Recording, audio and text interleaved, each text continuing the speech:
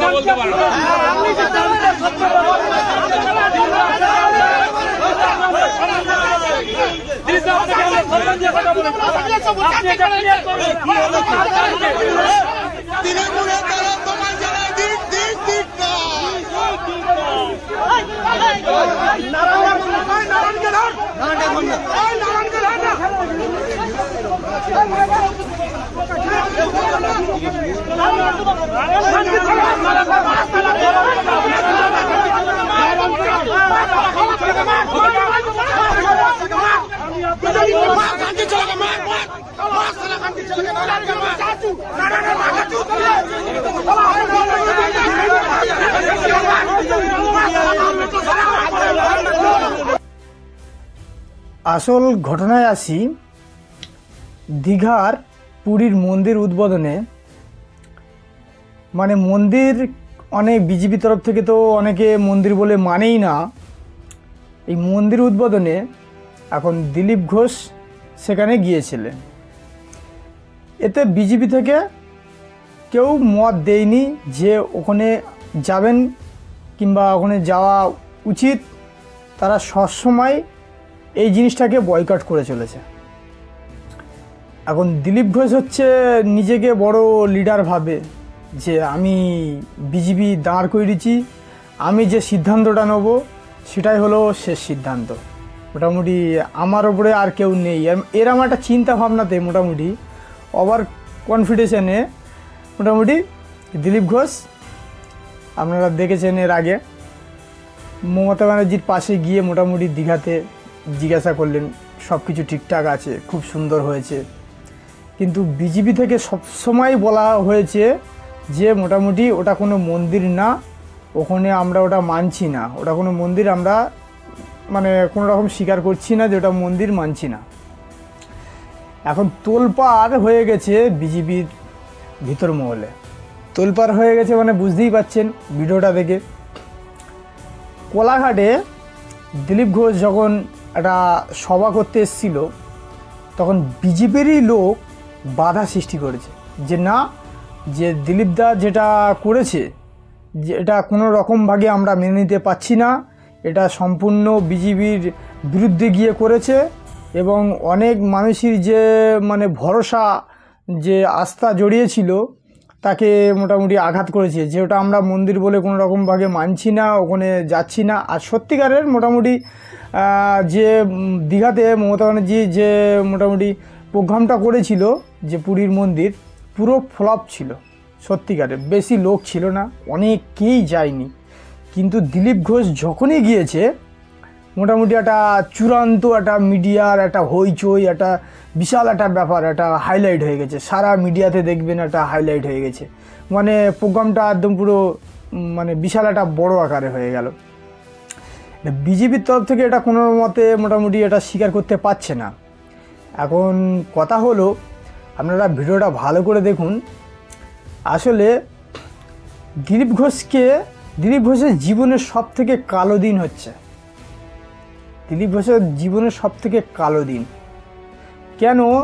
দিলীপ ঘোষের কেরিয়ারে এমন সিন কখনো হয়নি যে নিজেদের যে মানে যে যাকে নিজেদের পরিবার ভাবতো, যে বিজেপি যে পার্টি, শুরু থেকে দিলীপ ঘোষ এই পার্টির পিছনে অনেক খেটেছে, মেহনত করেছে, কিন্তু একটা ভুলবশত সিদ্ধান্ত, নিজের ওভার কনফিডেন্সের কারণে এতটা মানে ধাক্কাধক্কি, মানে বিজেপিরই লোক ধাক্কাধক্কি দিচ্ছে এবং বিচ্ছিরি ভাষায় গালাগালি দিয়েছেন। ভালো করে ভিডিওটা দেখবেন, বিচ্ছিরি ভাষায় গালাগালি দিয়েছেন, এত বিচ্ছিরি ভাষায় গালাগালি দিয়েছেন, এটা স্বাভাবিকভাবে বলাই যায় যে দিলীপ ঘোষের সব থেকে কালো দিন আজকের।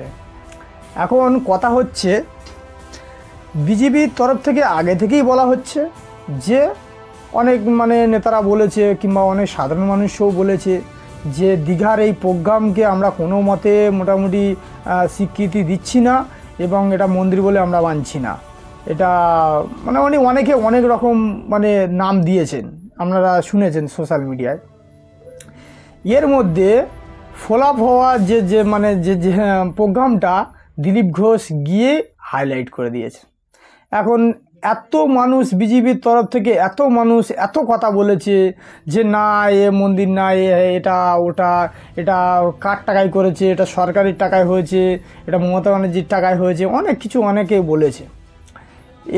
এর মধ্যে দিলীপ ঘোষ গিয়েই মোটামুটি বিজেপির তরফে একটা হইচই পড়ে গেছে।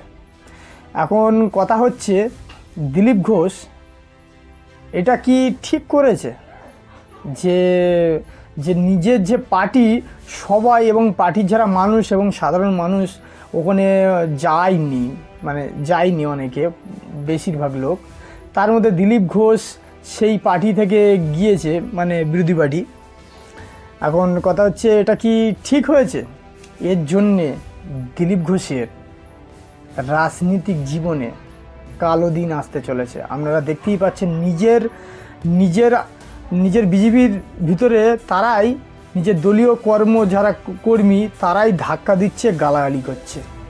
যেমনি আপনারা চিন্তা করুন দর্শক, যে দিলীপ ঘোষ কি বিজেপিতে টিকে থাকবে না বিজেপি থেকে চলে যাবে?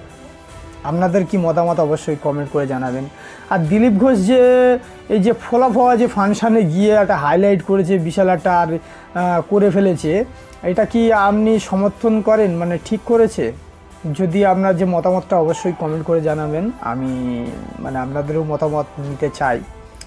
তবে আমার মনে হয় যে এত মানুষ আগে থেকে বলছে যে এটা মন্দির না, আমরা কোনো মতে মোটামুটি নিচ্ছি না, যাচ্ছি না আমরা ওই প্রোগ্রামে, ওটা মমতার টাকায় তৈরি হচ্ছে, ওটা অনেক রকম নাম হয়েছে। সেই কন্ডিশানে দিলীপ ঘোষের যাওয়াটা একটা পার্টি থেকে, আমার মন বলে সেই পার্টির আরও অনেকে যায়নি, যেহেতু তারা বিরোধী করছিল। সেই সময় দিলীপ ঘোষ যাওয়াটা উচিত হয়নি, আমার যেটা মনে হয়।